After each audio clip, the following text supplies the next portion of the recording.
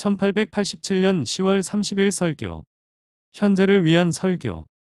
그날에 사람이 예루살렘에 이르기를 두려워하지 말라. 시온아, 내 손을 늘어뜨리지 말라. 너의 하나님 여호와가 너의 가운데에 계시니 그는 구원을 베푸실 전능자이시라. 그가 너로 말미암아 기쁨을 이기지 못하시며 너를 잠잠히 사랑하시며 너로 말미암아 즐거이 부르며 기뻐하시리라 하리라. 내가 절기로 말미암아 근심하는 자들을 모으리니 그들은 내게 속한 자라. 그들에게 지워진 짐이 치욕이 되었느니라. 스바냐 3장 16절로 18절. 성경은 놀랍도록 충만하며 그 내적 의미가 그대로 남아 있습니다. 그것은 당신이 그림을 그리고 또 그릴 수 있는 샘물입니다. 당신이 그림을 그릴 때 그것은 영원히 새롭고 신선하게 솟아오르기 때문입니다. 그것은 끊임없이 솟아나는 샘물입니다. 하나님의 약속의 성취는 약속이 다 끝났다는 뜻이 아닙니다. 사람이 약속을 하고 지키면 약속은 끝나게 됩니다. 그러나 하나님은 그렇지 않습니다. 그분이 자신의 말씀을 온전히 지키실 때 그분은 이제 시작하신 것입니다. 그분은 그것을 지키실 준비가 되셨고 영원히 지키실 준비가 되셨습니다. 헛간 바닥에 밀을 갖다 놓고 마지막 황금빛 알갱이까지 타작을 하다가 다음날 가서 다시 타작하여 전날과 같은 양을 가지고 돌아오고 그 다음날 다시 도리깨를 가지고 가서 타작을 하다가 다시 처음과 같은 양을 가지고 돌아오고 1년 내내 그렇게 하는 사람에 대해 여러분은 어떻게 말하겠습니까? 당신에게는 동화처럼 보이지 않겠습니까? 분명 놀라운 기적이 아닐 수 없습니다. 하지만 이 기적이 평생 동안 계속될 수 있다면 어떻게 말해야 할까요? 그러나 믿음이 우리에게 주어진 이래로 우리는 계속해서 약속을 타작하고 매일 우리의 모든 분량을 가져갔습니다. 첫날부터 지금까지 모든 세대의 성도들이 똑같이 행해왔다는 영광스러운 사실과 지상에 궁핍한 영혼이 있는 한 약속의 타작마당에는 첫사람이 자기 분량을 채우고 기뻐하며 돌아갔을 때와 마찬가지로 가장 좋은 밀이 풍성하게 있을 것이라는 동등한 진리에 대해 우리는 무엇을 말할 수 있을까요? 저는 우리 앞에 놓인 본문의 구체적인 적용에 대해서는 언급하지 않겠습니다. 저는 그것이 의도한 대로 특별히 성취되었음을 의심하지 않습니다. 그리고 이 구절이 암시하는 특별한 역사가 여전히 남아있다면 때가 되면 다시 성취될 것입니다. 그러나 저는 그동안 살아온 사람들이 이 약속이 그들에게 참되다는 사실을 알았다는 것을 알고 있습니다. 하나님의 자녀들은 모든 종류의 상황에서 이 약속을 사용했으며 그로부터 최고의 위로를 얻었습니다. 오늘 아침 저는 마치 이 본문이 현재의 상황을 위해 새로 쓰여진 것처럼 느껴지는데 이는 모든 말들이 당면한 위기에 가장 적합하기 때문입니다. 만약 주님께서 지금 바로 그분의 교회의 상황의 시선을 고정하시고 1887년 은혜의 해를 위해서만 이 구절을 쓰셨다면 이보다 더 상황에 적합하게 쓰일 수는 없었을 것입니다. 우리의 임무는 이것을 보여주는 것이지만 저는 훨씬 더 많은 것을 목표로 할 것입니다. 우리가 이 거룩한 말씀의 놀라운 부분을 누리고 그 안에서 강렬한 기쁨을 누릴 수 있기를 기도합시다. 하나님께서 그분의 사랑 안에서 안식하시는 것처럼 우리도 오늘 아침 그 안에서 안식하고 노래로 우리를 기뻐하시는 것처럼 우리도 구원의 하나님께 기쁨의 시를 부를 수 있기를 바랍니다. 저는 본문의 마지막 구절부터 시작하여 위로 올라가겠습니다. 첫 번째는 하나님의 백성에게 시련의 날에 관한 것입니다. 구름이 그들의 성에 위에 있고 그 치욕이 무거운 짐이 되어 그들은 근심하고 있습니다. 둘째, 우리는 위로의 영광스러운 근거에 주목하겠습니다. 17절에 너의 하나님 여호와가 너의 가운데에 계시니 그는 구원을 베푸실 전능자이시라. 그가 너로 말미암아 기쁨을 이기지 못하시며 너를 잠잠히 사랑하시며 너로 말미암아 즐거이 부르며 기뻐하시리라 하리라. 그리고 셋째로 그에 의해 제한된 용감한 행동은 다음과 같습니다. 그날에 사람이 예루살렘에 이르기를 두려워하지 말라 시오나 내 손을 늘어뜨리지 말라. 1. 18절부터 우리는 하나님의 백성에게 시련의 날이 있음을 알 수 있습니다. 엄숙한 집회는 비난을 받았습니다. 이스라엘의 성에는 그 영광이요 절기와 희생의 큰 날은 땅의 기쁨이었습니다. 신자들에게는 거룩한 날들이 그들의 안식일이었습니다. 그러나 엄숙한 집회에 비난이 쏟아졌는데 저는 지금 이 순간에도 그렇게 믿고 있습니다. 우리의 엄숙한 모임에서 복음의 빛의 광채가 오류로 인해 흐려지는 것은 슬픈 고통입니다. 의심하는 목소리가 사람들 사이에 흩어지고 진리, 온전한 진리, 오직 진리만을 전파해야 할 사람들이 인간의 상상력과 시대의 발명품을 꾀리로 내세울 때 간증의 선명함이 손상됩니다. 계시 대신에 우리는 거짓으로 불리는 철학을 갖고 있습니다. 거룩하고 오류가 없는 것을 추측하는 것과 더 크게 욕망하는 것이 대체하고 있습니다. 어제나 오늘이나 영원토록 동일한 예수 그리스도의 복음은 발전의 산물, 성장의 산물, 해마다 수정되고 교정되어야 할 것으로 가르쳐집니다.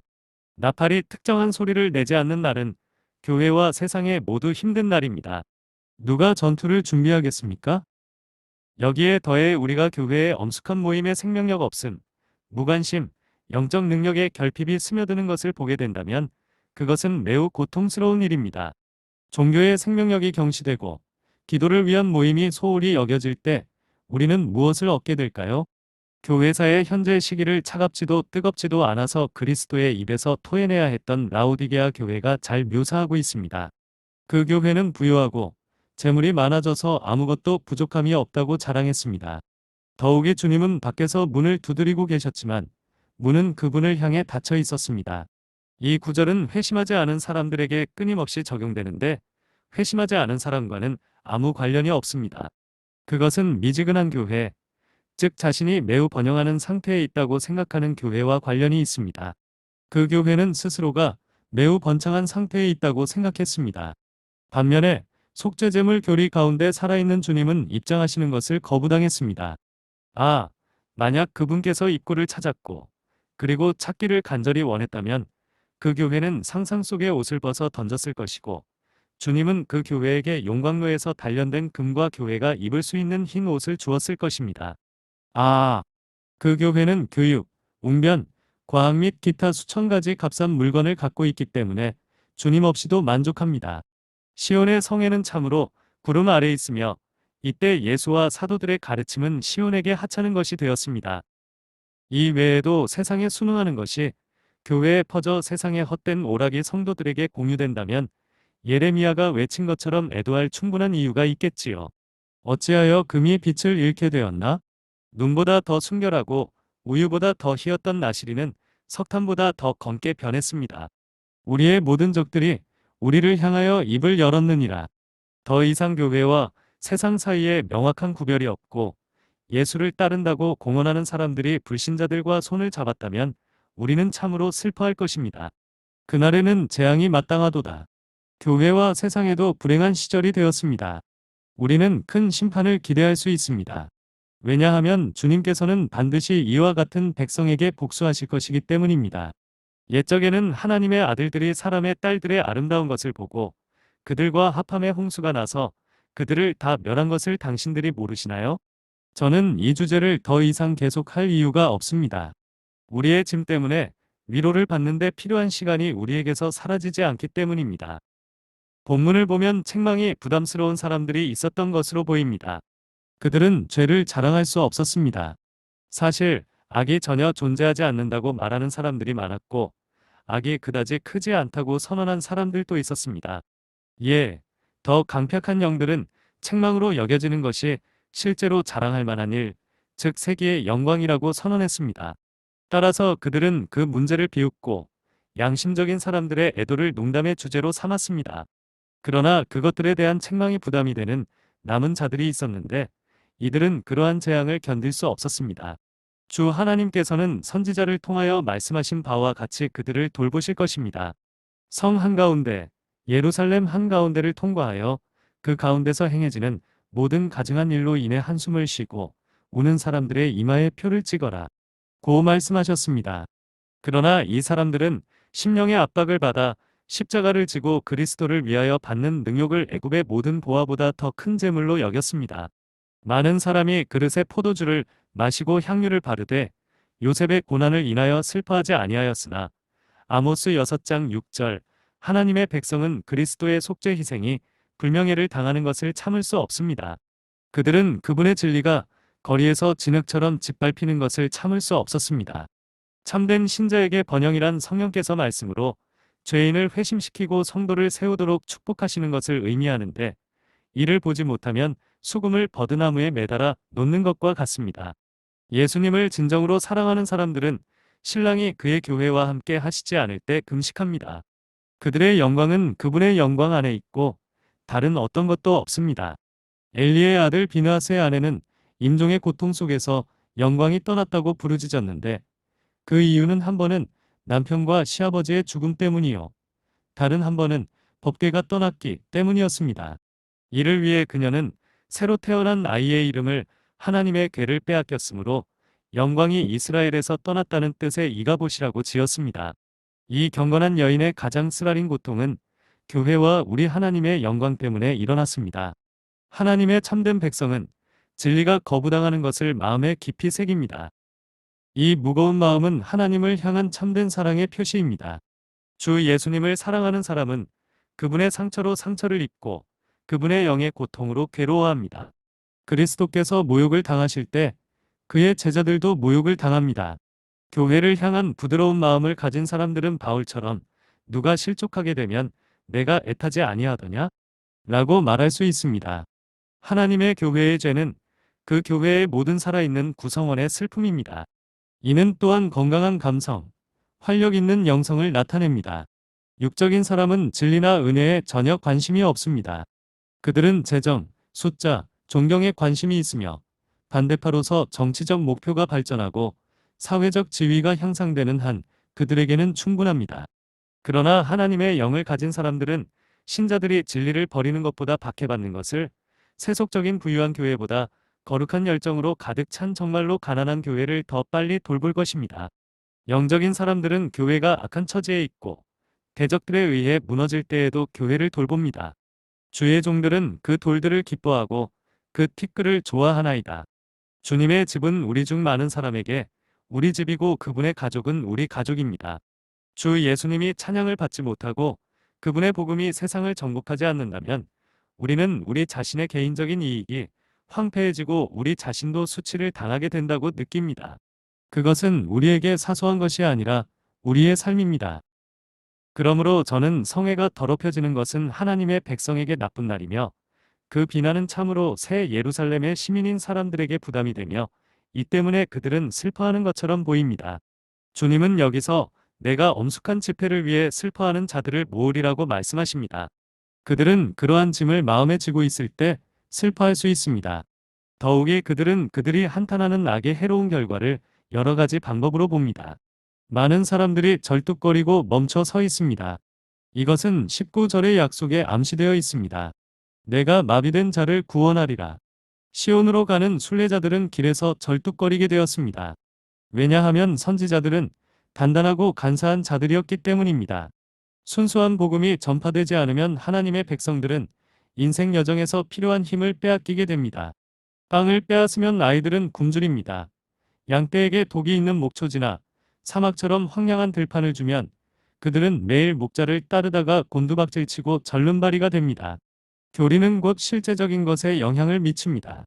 저는 이 나라의 여러 지역에 살면서 안식일을 쉬는 날로 여기지 않는 하나님의 백성들을 많이 알고 있습니다. 그들은 안식을 얻을 수 있는 진리를 듣지 못하고 하나님께 영광을 돌리지도 사람의 영혼에 유익을 주지도 않는 일들로 걱정하고 피곤해합니다.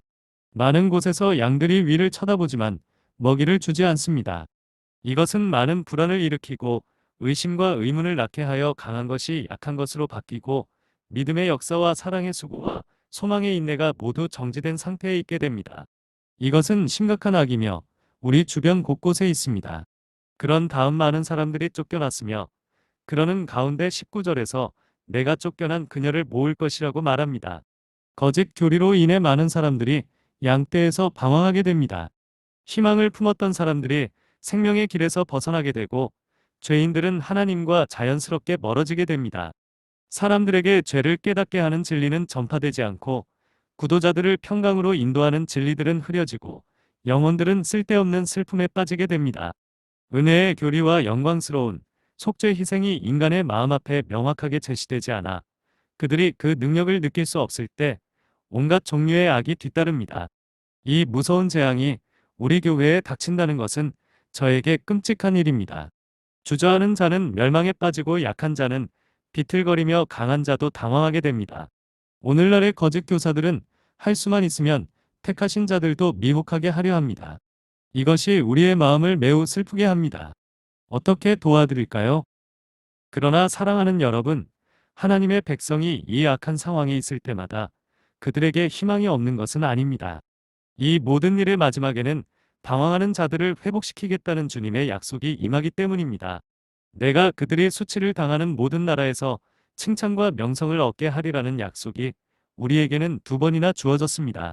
내가 너희 눈앞에서 너희 포로를 돌려보낼 때에 너희를 온 땅의 모든 백성 가운데서 이름과 찬송이 되게 하리라. 여호와의 말씀이니라. 대적들은 영원한 간증을 잠잠하게 할 수 없습니다. 그들은 우리 주님 자신을 나무에 매달았습니다. 그들은 그의 시신을 내려다가 바위 속에 있는 무덤에 장사했습니다. 그리고 그들은 무덤 입구에 굴려 놓은 돌 위에 임봉을 했습니다. 확실히 이제 그리스도와 그분의 대업이 끝났습니다. 너희 제사장들과 바리새인들아, 자랑하지 말라. 시계, 돌, 봉인은 헛된 것이다. 정한 때가 이름에 살아 계신 그리스도께서 나오셨습니다. 그분은 사망의 줄에 얽매일 수 없었습니다. 그들의 꿈은 얼마나 헛된 것이었습니까? 하늘에 앉으신 이가 웃으시며 여호와께서 그들을 비웃으시리로다.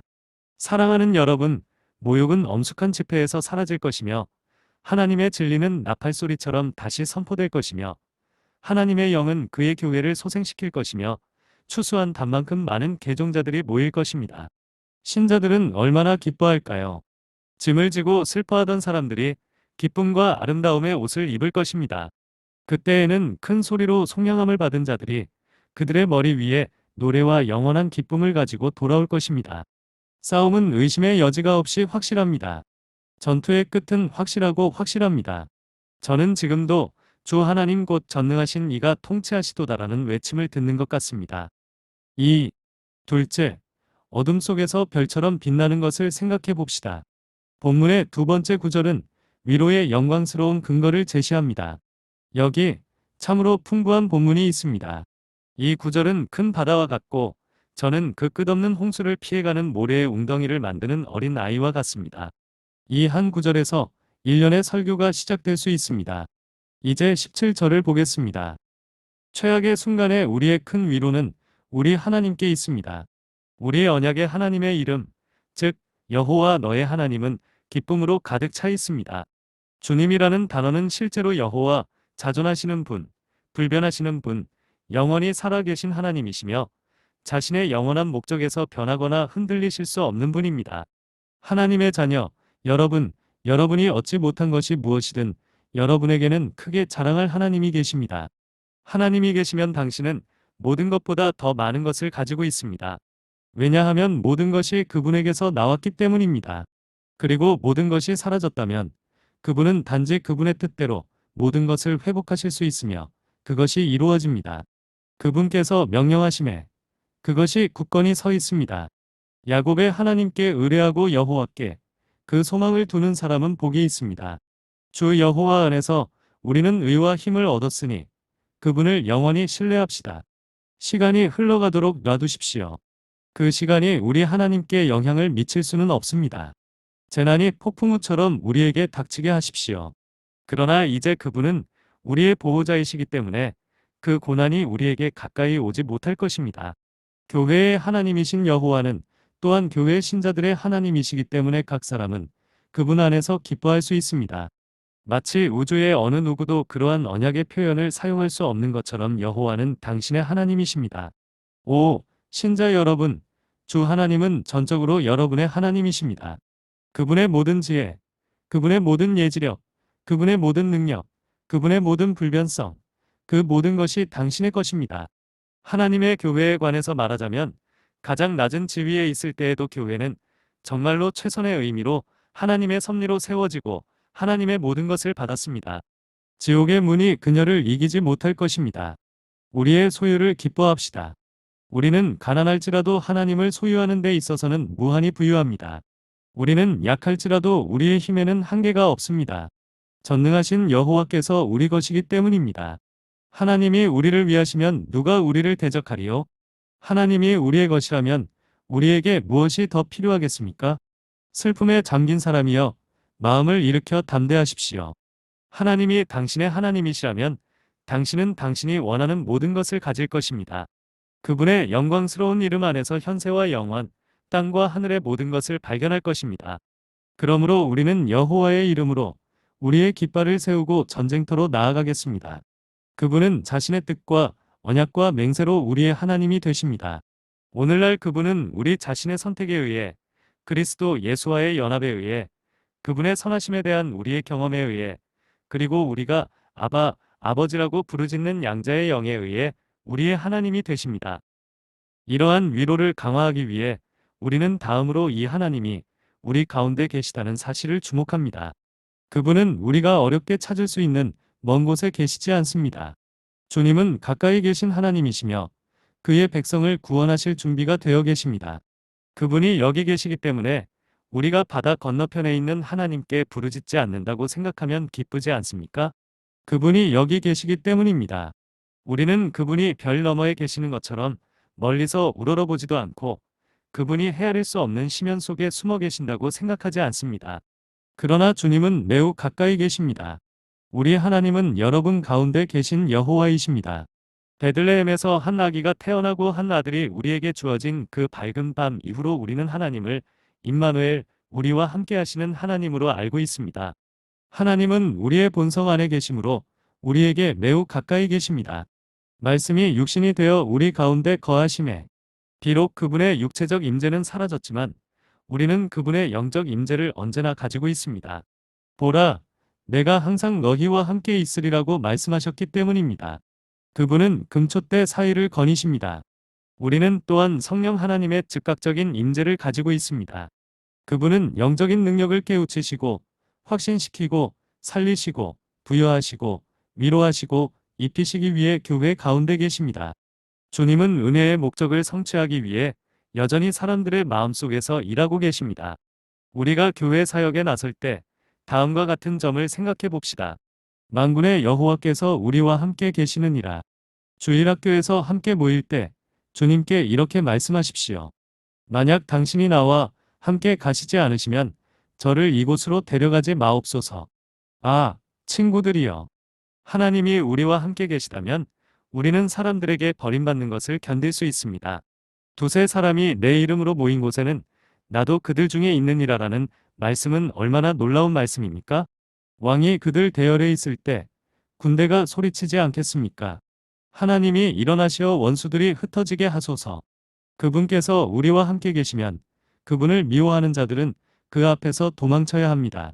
우리의 관심사는 하나님의 영을 근심하게 하지 않도록 생활하는 것입니다. 사랑하는 여러분, 하나님이 우리와 함께 계시다는 사실에는 너무나 큰 위로가 있습니다.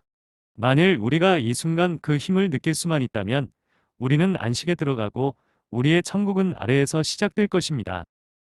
한 걸음 더 나아가 우리 가운데 계신 하나님이 구원하실 능력이 충만하다는 사실에 위로를 받는다는 사실에 주목해 봅시다. 내 가운데 계신 내 하나님 여호와는 능력이 많으시니 그가 너를 구원하시리로다. 즉, 여러분의 하나님 여호와는 구원하시는 능력이 크시다는 것입니다. 그분의 팔은 짧아지지 않았으며 여전히 공의로우신 하나님이자 굳세주이십니다. 또한 그분은 단순히 구원하실 수 있을 뿐만 아니라 그 능력을 나타내실 것입니다. 그분이 구원하실 것입니다. 형제여, 오세요. 우리는 우리 주변에서 우리를 낙담시키는 이런저런 것을 봅니다. 다윗처럼 우리도 우리 하나님 안에서 우리 자신을 격려합시다. 우리 가운데 계신 하나님은 구원하시는 능력이 크심으로 우리는 모든 어려움을 잊을 수 있습니다. 그러므로 그분이 구원해 주시기를, 미지근함과 치명적인 오류로부터 교회를 구원해 주시기를, 세속주의와 형식주의로부터 교회를 구원해 주시기를, 거듭나지 않은 목회자와 불경건한 성도들로부터 교회를 구원해 주시기를 기도합시다. 눈을 들어 구원하기로 예비하신 능력을 바라봅시다. 그리고 회심하지 않은 수천, 수백만의 사람들이 구원받을 수 있도록 계속해서 주님께 기도합시다. 오, 우리가 위대한 부흥을 볼 수 있다면 이것이 무엇보다도 우리가 원하는 것입니다. 이것은 적의 광대뼈를 쳐서 그 이빨을 부러뜨릴 것입니다. 만약 하나님의 주권적인 은혜로 수만 명의 영혼이 즉시 구원을 받았다면 믿음을 부인하는 자들에게는 얼마나 큰 책망이 되겠습니까? 오, 우리 조상들이 처음으로 휘필드와 그의 조력자들이 생명을 주는 말씀을 전파하기 시작했던 때를 보았듯이 감미로운 목소리가 맑고 크게 들리자 천국의 모든 새들이 그와 함께 노래하기 시작했고 영광스러운 날의 아침을 알렸습니다. 아, 그런 일이 다시 일어난다면 시므온이 천국의 아기를 안았을 때와 같은 기분이 들 것입니다. 그러면 시온의 처녀 딸이 원수를 향하여 머리를 흔들고 비웃고 비웃을 것입니다. 그런 일이 일어날 수도 있습니다. 그렇습니다. 우리가 끈질기게 기도한다면 다음과 같은 일이 반드시 일어날 것입니다. 하나님이 우리에게 복을 주시리니 땅의 모든 끝이 그를 경외하리라. 웅변술의 힘을 구하지 말고 부를 구하지 말고 구원하는 힘을 구합시다. 이것이 제가 갈망하는 한 가지입니다. 아, 하나님이 영혼을 구원하신다면 저는 현대 사상을 가진 사람들로부터 한 주 내내 욕을 먹고 걱정을 한 후에 스스로에게 말했습니다. 나는 내 길을 가서 그리스도의 복음을 전하고 영혼을 얻을 거야. 십자가에 못 박히신 예수 그리스도를 한번 들어 올리는 것이 지혜로운 사람들이 기록한 모든 고상한 말보다 제게 더 중요합니다. 회심은 우리가 대답할 수 없는 쟁점입니다. 시편은 화살통에 화살을 가득 채운 자는 복이 있나니 그가 성문에서 대적과 말하리로다라고 말합니다. 사역을 통해 하나님께로 태어난 많은 영적 자녀를 둔 사람은 복이 있습니다. 왜냐하면 회심한 사람들이 그의 방패가 되기 때문입니다. 치유받은 사람이 베드로와 요한과 함께 서 있는 것을 보고 사람들은 아무 말도 할 수 없었습니다. 복음으로 영혼이 구원을 받는다면 복음은 가장 확실하게 증명됩니다. 우리는 조직보다 회심에 더 관심을 기울여야 합니다. 영혼들이 그리스도와 연합하게 된다면 우리는 다른 연합들을 놓아줄 수도 있습니다. 우리는 더 나아가서 깊은 곳에 이르게 됩니다. 그분의 백성 안에서 하나님의 기쁨을 보십시오. 그가 너로 말미암아 기쁨을 누리고 기뻐하리라. 이것을 생각해 보세요. 살아계신 하나님 여호와께서는 자신의 교회를 기쁘게 생각하시는 분으로 묘사되어 있습니다. 그분께서는 사랑하는 아들의 피로 구원받고 성령으로 소생된 영혼들을 바라보시며 마음에 기뻐하십니다. 하나님의 무한하신 마음조차도 그분이 택하신 자들을 바라보시며 특별한 기쁨으로 가득 차 있습니다. 그분의 기쁨은 그분의 교회, 그분의 헵시바에 있습니다. 저는 목사가 자신이 그리스도께 데려온 영혼을 기뻐하는 것을 이해할 수 있습니다. 저는 또한 사람들이 죄와 지옥에서 구원받는 것을 보고 기뻐하는 신자들을 이해할 수 있습니다. 그러나 무한히 행복하시고 영원히 축복받으시는 하나님께서 구원받은 영혼들 속에서 새로운 기쁨을 발견하신다면 무슨 말을 해야 하겠습니까? 이것은 신성한 은혜의 역사를 둘러싸고 있는 또 하나의 위대한 경이입니다. 그가 너로 말미암아 기쁨을 누리고 기뻐하리라. 오, 당신은 여호와의 법궤 때문에 떨고 있습니다. 주님은 떨지 않으시고 기뻐하십니다. 교회가 결함이 있을지라도 주님은 교회를 기뻐하십니다. 우리가 애통하는 동안에도 우리는 희망이 없는 사람들처럼 슬퍼하지 않습니다. 하나님은 슬퍼하지 않으시고 마음이 기쁘시며 기쁨으로 기뻐하신다는 말씀이 매우 강조되어 있습니다. 주님께서는 비록 불완전할지라도 당신을 경외하는 자들을 기뻐하십니다. 그분은 그들을 있는 그대로 보시고 그들이 스스로 기뻐할 수 없을 때에도 그들로 인하여 기뻐하십니다. 당신의 얼굴이 눈물로 흐려지고 당신 눈이 울음으로 붉어지고 당신의 마음이 죄로 인해 무거워질 때 위대하신 아버지께서 당신을 기뻐하실 것입니다. 탕자는 아버지 품에서 울었지만 아버지는 아들을 기뻐하셨습니다. 우리는 의심하고 슬퍼하고 떨고 있습니다. 그런데 처음부터 끝을 보는 사람은 현재의 불안에서 무엇이 나올지 알고 기뻐합니다. 하나님의 기쁨을 나누기 위해 믿음으로 일어납시다. 원수의 조롱 때문에 사람들의 마음이 낙담하지 않게 하십시오. 오히려 하나님의 택하신 자들은 용기를 내어 성회가 치욕이 될지라도 결코 멈추지 않는 하나님의 기쁨에 참여하십시오. 그분이 무한히 낮추어 우리를 기뻐하실 때 우리도 그분을 기뻐해야 하지 않겠습니까? 대의를 위해 절망하는 사람은 아무도 없습니다. 그러므로 우리는 선한 용기를 갖도록 합시다. 그분은 그분의 사랑 안에 안식하시리로다라고 덧붙여져 있습니다. 저는 이보다 더 놀라운 의미로 가득 찬 성경 구절을 알지 못합니다. 마치 우리 하나님께서 그분의 백성에게서 만족을 얻으신 것처럼 그는 그의 사랑 안에 안식하시리로다. 그는 정박지에 이르렀습니다. 그분은 자신의 소망에 도달했습니다. 라헬에 대한 사랑으로 가득 찬 야곱이 마침내 그의 봉사의 세월을 끝내고 사랑하는 사람과 결혼하여 마음이 평안한 것처럼 주 우리 하나님께서 여호와의 비유로 이렇게 말씀하셨습니다. 예수께서는 그분의 백성이 그에게 구원을 받았을 때 자신의 영혼의 수고를 아십니다. 주님은 교회를 위한 세례로 세례를 받았고 그분의 소망이 이루어졌으므로 더 이상 궁핍하지 않습니다. 주님은 자신의 영원한 선택에 만족하고 자신의 사랑의 목적에 만족하며 영원부터 나온 사랑에 만족합니다. 그분은 예수님 안에서 기뻐하시며 사랑하는 아들과 그분 안에 있는 사람들과 관련된 모든 영광스러운 목적에 기뻐하십니다. 그는 자신이 선택한 사람들을 그리스도 안에서 볼 때 평온한 만족감을 가지고 있습니다. 이것은 또한 우리가 기쁜 마음의 만족을 가질 수 있는 좋은 근거입니다. 우리는 우리가 되고 싶어 하는 그런 사람이 아닙니다. 그러나 그때 우리는 그렇게 될 사람도 아닙니다. 우리는 천천히 전진하지만 확실하게 전진합니다. 그 끝은 전능한 은혜로 보장됩니다. 우리가 우리 자신에 대해 불만을 갖는 것은 옳지만 이 거룩한 불안이 그리스도 예수 안에 있는 우리의 완전한 평안을 빼앗아서는 안 됩니다. 주님께서 우리 안에 안식을 주시면 우리도 그 안에서 안식을 얻지 않겠습니까? 주님이 그분의 사랑 안에서 안식하신다면 우리도 그분 안에서 안식할 수 없습니까? 이 말씀에서 변치 않는 사랑, 거하는 사랑, 영원한 사랑을 분명히 볼 때 제 마음이 위로를 받습니다. 그분은 그분의 사랑 안에서 안식하실 것입니다. 여호와께서는 변하지 않으십니다. 그분은 자신의 백성과 결혼하셨기 때문에 버리는 것을 미워하십니다. 그의 마음에는 불변성이 새겨져 있습니다. 산비둘기는 한 번 짝을 선택한 후에는 일생 동안 충실합니다. 사랑하는 짝이 죽으면 많은 경우에 그 사람의 삶이 그 배우자의 삶에 둘러싸여 있기 때문에 슬픔에 잠기게 될 것입니다. 마찬가지로 우리 주님도 그분이 사랑하시는 사람을 선택하셨고 결코 바꾸지 않으실 것입니다. 그분은 자신의 교회를 위해 죽으셨습니다. 그분이 살아계시는 한 그분은 자신의 사랑과 그 대가를 치르신 것을 기억하실 것입니다. 누가 우리를 우리 주 그리스도 예수 안에 있는 하나님의 사랑에서 끊으리요?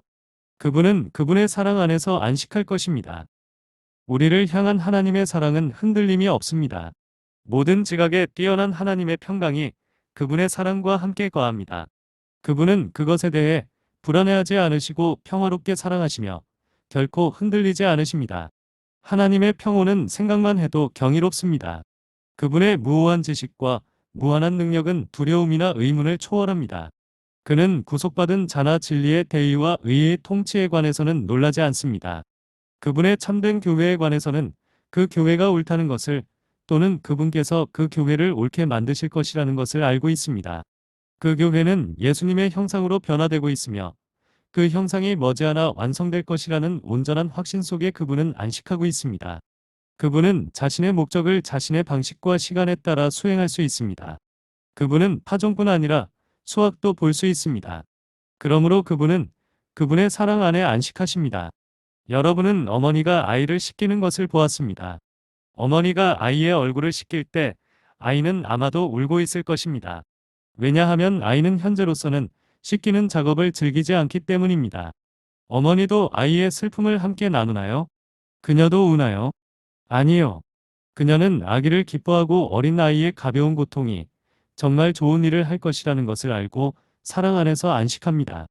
종종 우리의 슬픔은 아이의 눈에 묻은 비누 때문에 우는 아이의 울음보다 더 깊지 않습니다.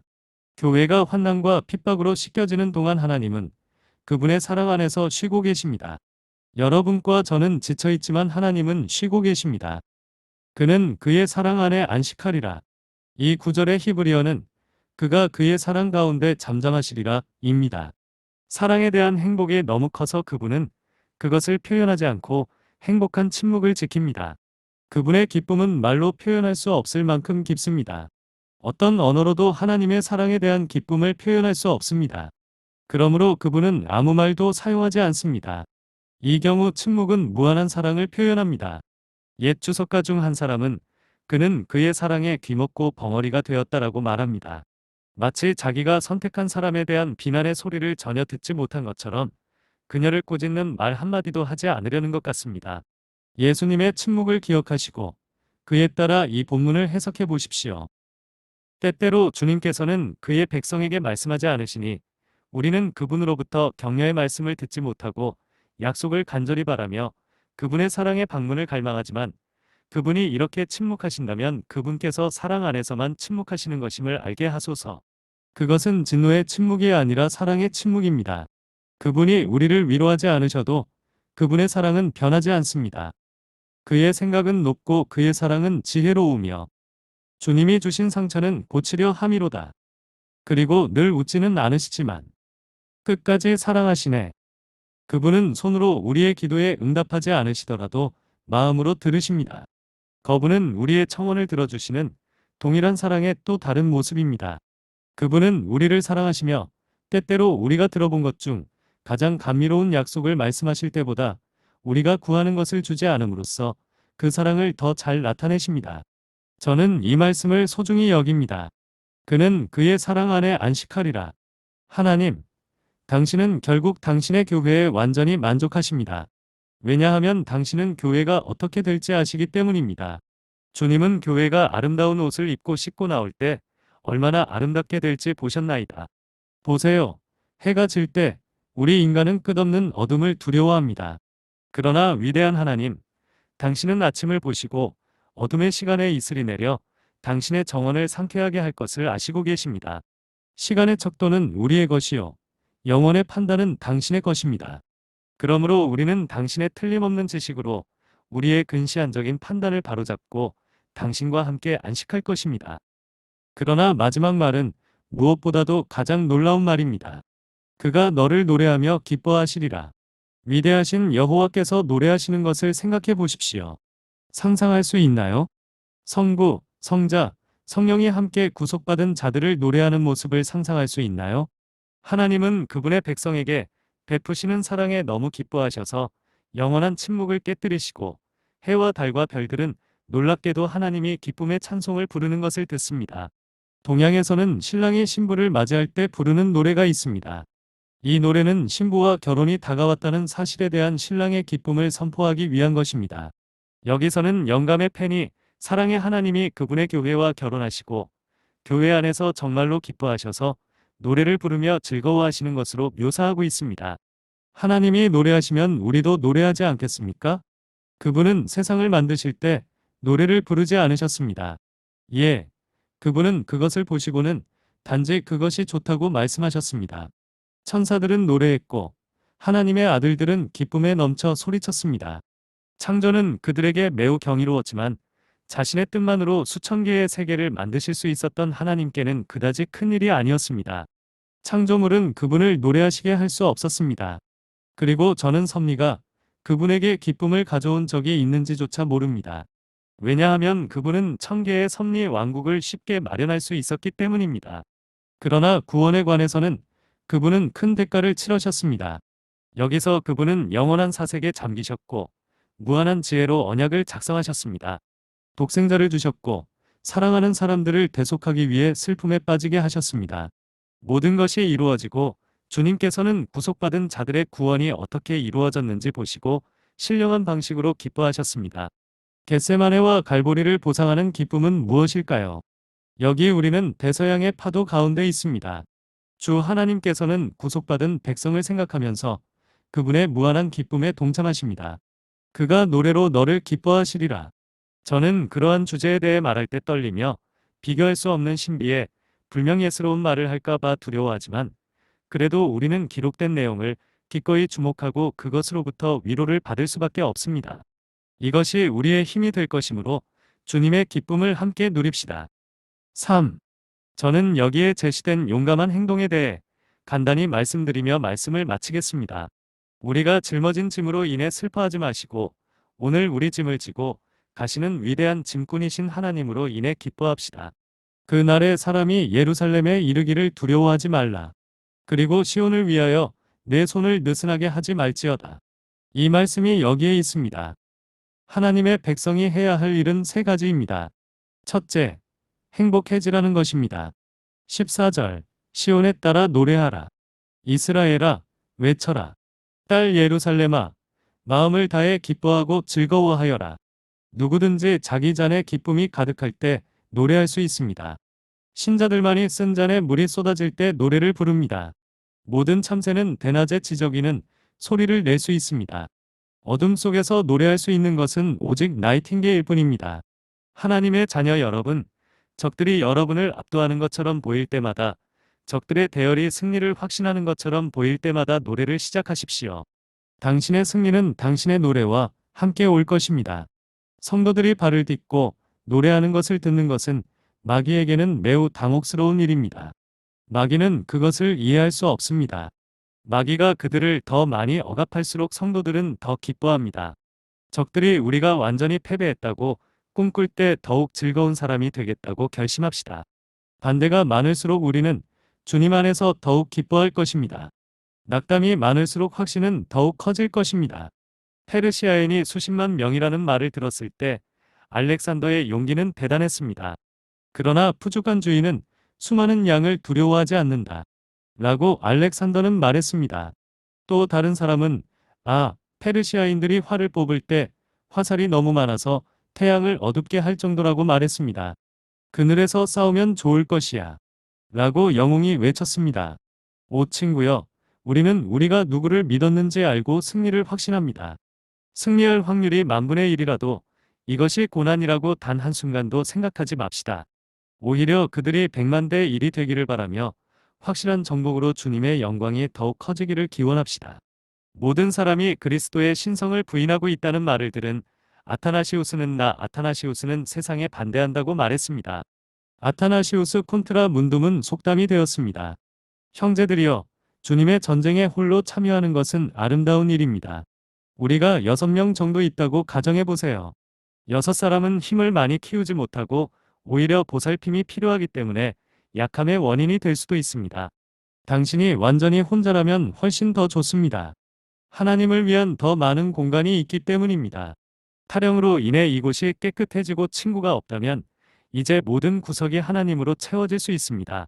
의지할 것이 눈에 보이고 소망할 것이 너무 많은 한 하나님을 단순하게 신뢰할 수 있는 여지는 훨씬 적습니다.